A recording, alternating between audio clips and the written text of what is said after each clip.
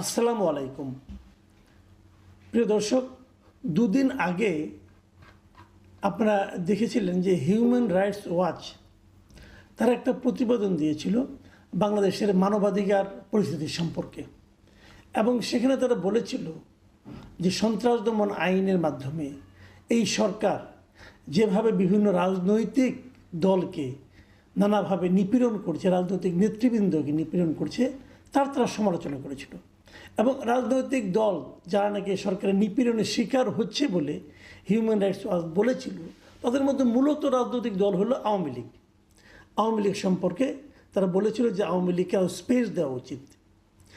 এবং সেই তাদের লেখাটা, তাদের সেই প্রতিবেদনটা শেষ হয়েছিল এভাবে যে হিউম্যান রাইটস ওয়াচের যে এশিয়া অঞ্চলের উপপরিচালক মীনাক্ষী গাঙ্গুলির একটা বক্তব্য দ্বারা, সেই বক্তব্যটা নিয়ে অনেক কথা বলেছেন। আমিও এর আগে কয়েকদিন আগে এটা নিয়ে আলোচনা করেছিলাম, এবং উনি কী বলেছিলেন সেটা আমি বাংলায় অনুবাদ করে বলেছিলাম। সেটা নিয়ে নানা রকম আপনার বিতর্ক ঠিক বলবো না, অনেকে সন্দেহ পোষণ করেছিলেন যে আসলেই কি ইংরেজিতে উনি তাই বলেছিলেন। তো আমি ওটুকু ইংরেজিটা একটু পড়ে শোনাই আপনাদেরকে। তিনি বলেছিলেন যে the interim government should instead focus on creating conditions for safe and participatory elections.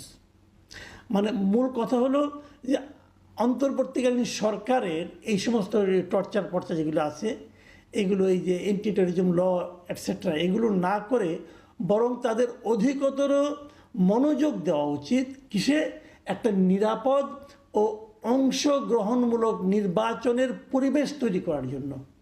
মাথায় রাখবেন, পার্টিসিপেটরি ইলেকশন, এই কথাটা কিন্তু ওনারা বলেছিলেন। এখন পার্টিসিপেটরি ইলেকশন আপনি কীভাবে করবেন যদি যেই নির্বাচনে আওয়ামী লীগ ইলেকশন করতে পারবে না? এটা এখন মোটামুটি বোঝাই যাচ্ছে তারা আওয়ামী লীগকে নির্বাচন করতে দেবে না, না আওয়ামী লীগকে নির্বাচনের বাইরে রাখবে। মানে ব্যালটে পেপার আপনি যখন ভোট দিতে যাবেন সেখানে নৌকা মার্কার কোনো প্রতীক থাকবে না। এবং আজকে আমি যেটা দেখলাম যে জাতীয় পার্টির একটা সমাবেশ ছিল, সেটাকেও কিন্তু পুলিশ ভেঙে দিয়েছে। কাজে আমার সন্দেহ হচ্ছে যে লাঙল মার্কাও হয়তো থাকবে না। তো নৌকা মার্কা থাকবে না, লাঙল মার্কা থাকবে না, তারপর আপনি একটা ইতিহাসের সর্বশ্রেষ্ঠ নির্বাচন করে ফেলবেন। সেই নির্বাচন কিভাবে পার্টিসিপেটরি হবে এটা বলা বড় কঠিন। কিন্তু হিউম্যান রাইটস ওয়াচ যত কিছুই বলুক না কেন, এবং উনি কেবল হিউম্যান রাইটস ওয়াচ কেন, আরও 20টা আন্তর্জাতিক সংগঠন যতই অন্তর্ভুক্তমূলক নির্বাচন, অংশগ্রহণমূলক নির্বাচনের কথা বলুক না কেন, যতই বলুক, আলটিমেটলি আওয়ামী লীগ নির্বাচনে সম্ভবত, আমার যতটুকু উপলব্ধি হচ্ছে এই সরকারের কর্মকাণ্ড দেখে, হয়তো আগামী নির্বাচনে আওয়ামী লীগ থাকছে না। যদি আওয়ামী লীগ না থাকে তাহলে নির্বাচনটা কেমন হবে? আসলে আমার আজকের আলোচনার প্রতিপাদ্য বিষয় হলো এটাই, যে আওয়ামী লীগ নির্বাচনে থাকবে না, তাহলে নির্বাচনটা কেমন হবে? তাহলে কার সঙ্গে কার প্রতিদ্বন্দ্বিতা হবে? আপনারা হয়তো সবাই বলবেন, কেন বিএনপি এবং জামাত ইসলামের প্রতিদ্বন্দ্বিতা হবে?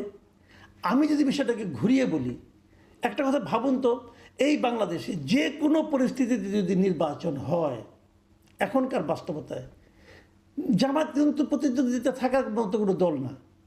আওয়ামী লীগ এবং বিএনপি নির্বাচনে প্রতিদ্বন্দ্বিতা করবে, কিন্তু যেহেতু আওয়ামী লীগ নেই, জামাত প্রতিদ্বন্দ্বিতা করবে। এবং ইন্টারেস্টিংলি জামাত এখন মনেও করে, জামাতের অনেক নেতৃবৃন্দকে আমি বলতে শুনেছি, ভাবতে শুনেছি, তাদের সঙ্গে আমি আপনার অফ রেকর্ডে কথা বলার সময় শুনেছি, ওনারা আশা করছে ওনারা কিন্তু নির্বাচনে বিজয়ী হয়ে ক্ষমতায় আসতে পারেন। কিসের উপর ভিত্তি করে তারা ক্ষমতায় আসতে চাচ্ছেন? তাদের এই হিসাবটা কি একেবারেই হাস্যকর? তারা কি কল্পনার জগতে আছেন? আমার কিন্তু তা মনে হয় না। তাদের একটা হিসাব আছে। সেই হিসাবটা কি? আমি সেই কথাটাই বলতে চাচ্ছি। সেই হিসাবটা হলো, আমার বিবেচনায় আওয়ামী লীগ বলেন, জাতীয় পার্টি বলেন, এরা যদি নির্বাচনের বাইরেও থাকে, তারপরেও আসন্ন যে নির্বাচনটা হবে সেই নির্বাচনে আমার বিবেচনায় মূল ফ্যাক্টর হবে আওয়ামী লীগ। আওয়ামী লীগ নির্বাচনে আসলেও আওয়ামী লীগ মূল ফ্যাক্টর, আওয়ামী লীগকে নির্বাচনের বাইরে রাখলেও আওয়ামী লীগ মূল ফ্যাক্টর। আপনি বলবেন কিভাবে? হ্যাঁ, সেটাই কথা। আওয়ামী লীগের উপর নির্ভর করবে নির্বাচনটা কেমন হবে। প্রথমত ধরেন যে আওয়ামী লীগ সিদ্ধান্ত নেয় যে আমরা কেউ নির্বাচনে ভোট দিতে যাব না, যদি এই সিদ্ধান্তটা আওয়ামী লীগ নেয়, তাহলে এই নির্বাচনে ভোটের পরিমাণ পড়বে অনেক কম, এবং এত কম যেটা নাকি আন্তর্জাতিক পর্যায়ে এই নির্বাচনের বৈধতা নিয়েও প্রশ্ন উঠতে পারে। যদি আওয়ামী লীগ সিদ্ধান্ত নেয় যে আমরা ভোট দিতে যাব না, এবং যদি আওয়ামী লীগের কেউ ভোট দিতে না আসে তাহলে, এবং ভোট না দেওয়ার পক্ষে যদি আওয়ামী লীগ তেমন কোনো কিছু কিছু কার্যক্রম করে, তাহলে কিন্তু নির্বাচনের ভোটের উপস্থিতি নিয়ে একটা আশঙ্কা তৈরি হবে। এটা হলো একদিকে, মানে আওয়ামী লীগ নির্বাচনের অংশ না নিলেও এটা হতে পারে। আবার যদি আওয়ামী লীগ সিদ্ধান্ত নেয় আমরা ভোট দেব কিন্তু বিশেষ একটা দলকে পাশ করাবো, সেটা করার অ্যাবিলিটিও আওয়ামী লীগের আছে। মাথায় রাখবেন, আওয়ামী লীগের আসলে অনেক ভোট, যারা আওয়ামী লীগের খুব সমালোচক তারাও কিন্তু বলেন, আমি তাদের অনেককে বলতে শুনেছি, কতই আর হবে আওয়ামী লীগের ভোট, 20%। এটা বলে তারা একটা তুচ্ছতাচ্ছিল্য করার চেষ্টা করে। কিন্তু ইন্টারেস্টিং হলো যে এই যে দলগুলো জামাত এবং বিএনপি, জামাত কিন্তু তাদের ভোট 20% আছে, এটা যদি ভাবতে পারতো তাহলে তারা নিশ্চিত হতো তারা ক্ষমতায় আসবে। জামাতের ভোট তো 10%-এর উপরে না, কিন্তু সে 10% নিয়েও তারা ক্ষমতায় আসতে চায়, স্বপ্ন দেখে। কেন? সেক্ষেত্রে যাকে আপনি তুচ্ছতাচ্ছিল্য করছেন 20% ভোট বলে, তার কতটুকু ক্ষমতা ভাবুন একবার। সেই জিনিসটাই কিন্তু জামাত কাজে লাগাতে চাচ্ছে। আওয়ামী লীগের ভোটটা যদি আওয়ামী লীগ নির্বাচনে ভোট দিতে আসে, আওয়ামী লীগের ভোটাররা যদি ভোট দিতে আসে, আওয়ামী লীগ নির্বাচনে আওয়ামী লীগের প্রার্থী থাকছে না, তারপরেও যদি আওয়ামী লীগ ভোট দিতে আসে, তখন পুরো নির্বাচনটা নির্ভর করবে আওয়ামী লীগের ভোটটা কার কাছে যাবে। দাঁড়িপাল্লায় যাবে, নাকি ধানের শীষে যাবে, নাকি অন্য কোনো মার্কায় যাবে, এই সিদ্ধান্তের উপর। যদি জাতীয় পার্টি নির্বাচনে থাকে তাহলে কি ফিরে লাঙ্গলে যাবে, সেটা কিন্তু তখন আবার আরেকটা রেজাল্ট নিয়ে আসবে। মানে সব কিছুই নিয়ন্ত্রণ করবে আওয়ামী লীগ। এটাই বাংলাদেশের রাজনীতির বাস্তবতা। আপনি মানেন আর না মানেন, এনসিপির ছেলেমেয়েরা যতই লাফালাফি করুক, ভাই এইটাই রিয়েলিটি। যারা আমার এই অনুষ্ঠান শুনছেন, যারা আমার কথা শুনছেন, তারাও জানেন এটাই রিয়েলিটি। আওয়ামী লীগ খারাপ দল, কোনো সন্দেহ নাই। আওয়ামী লীগ গত 15 বছর অনেক কিছু করে, তারপরেও কোনো সন্দেহ নাই। কিন্তু তারপরেও বাস্তবতা হলো এই দেশে একটা বিপুল জনসংখ্যা আওয়ামী লীগকে চায়। কেন চায় সে প্রসঙ্গে আমি আরেকদিন আলাপ করব। সেটা আজকে প্রসঙ্গ না, কারণ আজকে এটা নিয়ে আলোচনা করা শেষ করা যাবে না। কিন্তু এই যে আমি কথাটা বললাম, আজকে আমি বিবিসি বাংলায় একটা নিউজ পড়লাম। বিবিসি বাংলার নিউজটা শিরোনাম ছিল, নির্বাচন তৃণমূলে জামাত বিএনপি টক্কর, দুই দলের নজর আওয়ামী লীগের ভোটে। খেয়াল করুন, দুই দলের নজর আওয়ামী লীগের ভোটে। ওনারা তৃণমূলের একটা জেলাকে নিয়ে আসছে, একটা জেলাকে কেস স্টাডি হিসেবে তারা নিয়ে আসছে। সেটা কোন জেলা? সিরাজগঞ্জ। তারা সিরাজগঞ্জ তাদের রিপোর্টার পাঠিয়েছে এবং তারা সেখানকার ভোটারদের সঙ্গে আলাপ করেছে, প্রার্থীদের সঙ্গে আলাপ করেছে, রাজনৈতিক দলগুলো কে কী করছে ভোট পাওয়ার জন্য সেগুলি নিয়ে তারা আলোচনা করেছে।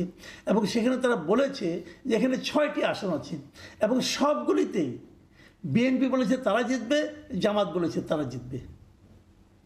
এখন দুইজনের ব্যাখ্যা দুই ধরনের, কিন্তু দুইজনের কথাতেই তারা এইটা প্রকাশ করেছে যে তারা আশা করছে যে আওয়ামী লীগের ভোটগুলো তারা পাবে। দেখুন কি নিয়তি! একটা দল যাদের একটা বড় সংখ্যক ভোট আছে, তাদের ভোট নিয়ে তারা টানাটানি করছে, আর সেই দলটাকে নির্বাচনে আসতে দিচ্ছে না। সেই দলটা আসলে নির্বাচন অপবিত্র হয়ে যাবে, কিন্তু সেই দলের ভোটগুলি পেলে আর কেউ অপবিত্র হবে না। এটা হলো কি রাজনীতি। হ্যাঁ, রাজনীতির মধ্যে বলে না, রাজনীতির মধ্যে পলিটিক্স ঢুকে পড়ছে। এই হলো রাজনীতির পলিটিক্স, যে আওয়ামী লীগ অচ্ছুত, আওয়ামী লীগ না পাক, তাকে নির্বাচনে আসতে দেওয়া যাবে না। কিন্তু আওয়ামী লীগের যে ভোটার, তারা যদি আমাদেরকে ভোট দেয় তাহলে সেটা হবে পুত পবিত্র ভোট। সেই ভোট দিয়ে আমি নির্বাচনে বিজয়ী হয়ে ক্ষমতায় যাব। বাহ, কি চমৎকার! শুনেন, দুই দলের ওরা আলাপ করেছিল। আমি দুজনের বক্তব্য আপনাদের একটু পড়ে শোনাই। সিরাজগঞ্জ জেলার বিএনপির যে সহসভাপতি আছে অমর কৃষ্ণ দাস, তিনি বিবিসিকে বলেছেন যে গণতন্ত্রের প্রয়োজনেই আওয়ামী লীগের সাধারণ ভোটাররা বিএনপিকে সাপোর্ট করবে। মানে গণতন্ত্র, বিএনপিকে সাপোর্ট করলে গণতন্ত্রের যে প্রয়োজনীয়তা সেটা মিটবে। কীভাবে মিটবে ওটা উনি ব্যাখ্যা করেছেন। উনি বলেছেন বিএনপি একটা গণতান্ত্রিক দল, যারা রাষ্ট্রীয় ক্ষমতায় গেলে দেশে পূর্ণ গণতন্ত্র প্রতিষ্ঠিত হবে। পূর্ণ গণতন্ত্র প্রতিষ্ঠিত হলে সকল দল রাজনীতি করার সুযোগ পাবে। সেক্ষেত্রে বিএনপিকে ভোট দেওয়ার সম্ভাবনা হচ্ছে সবচেয়ে বেশি। মানে একটা টোপ দিচ্ছে যে তোমরা বিএনপিকে ভোট দাও, বিএনপিকে যদি ভোট দাও তাহলে তোমাদের উপরে যে নিষেধাজ্ঞা আছে এটা উঠে যাবে, তোমরা রাজনীতি করার সুযোগ পাবে। ঠিক আছে, একই রকম টোপ কিন্তু জামাতের আছে। আওয়ামী লীগ যখন প্রশ্ন করে এই যে টোপ দিচ্ছ, আমি নির্বাচন করার সুযোগ পাবো, রাজনীতি করার সুযোগ পাবো, তো এখন তুমি দিচ্ছ না কেন? এখন যখন আমাকে নিষিদ্ধ করা হলো, স্থগিত করা হলো, তখন তুমি বাধা দিলে না কেন? পরে তুমি আমাকে দিবা। বাহ, কি দারুণ কথা। হ্যাঁ, আবার দেখেন জামাতে ইসলাম কি বলতেছে। জামাতে ইসলামের নেতারা এখানে নিয়ে আসছে নিরাপত্তার ইস্যুটাকে, মানে আওয়ামী লীগকে তারা নিরাপত্তা দেবে এটা বলতেছে। আওয়ামী লীগকে বিপদে কিন্তু তারাই ফেলাইছে, বিপদে ফালাইয়া বলে যে তোমাদেরকে আমরা নিরাপত্তা দেবো। শুনেন, উনি এই জামাত ইসলামের ওখানকার যে উল্লাপাড়া উপজেলা, সেখানকার আমির কি বলেছেন। তিনি বলেছেন কিছু সংখ্যক আওয়ামী লীগের সাধারণ সমর্থক হয়তো ভোট দেওয়া থেকে বিরত থাকতে পারে, কিন্তু অধিকাংশ লোক ভোটটা তাদেরকে দেবে যাদের কাছে তারা নিরাপদ। 5ই আগস্টের পরে তাদের এরকম অনেকে বিভিন্ন হ্যারাসমেন্টের শিকার হয়েছে, তবে সেটা জামাতের মাধ্যমে হয়নি। ফলে আওয়ামী লীগের সাধারণ ভোটারদের সমর্থন আমরাই পাবো বলে আশা করি। তাহলে আওয়ামী লীগের উপর ভরসা জামাতও করতেছে, আবার আওয়ামী লীগের উপর ভরসা বিএনপিও করতেছে। আবার নির্বাচন কমিশন আমার ধারণা বসে আছে আওয়ামী লীগের উপর ভরসা করে, যাতে আওয়ামী লীগ ভোট বর্জন না করে। ইন্টারেস্টিং বাংলাদেশের ডেমোক্রেসি, বাংলাদেশের ইলেকশন সিস্টেম। প্রিয় দর্শক, আমার মনে হয় এই অভিনব যে আপনার যে একটা অবস্থা, এটা নিয়ে মনে হয় আন্তর্জাতিক পর্যায়ে যারা নাকি রাজনীতি নিয়ে গবেষণা করেন তাদের জন্য খুব চমৎকার একটা সাবজেক্ট হতে পারে।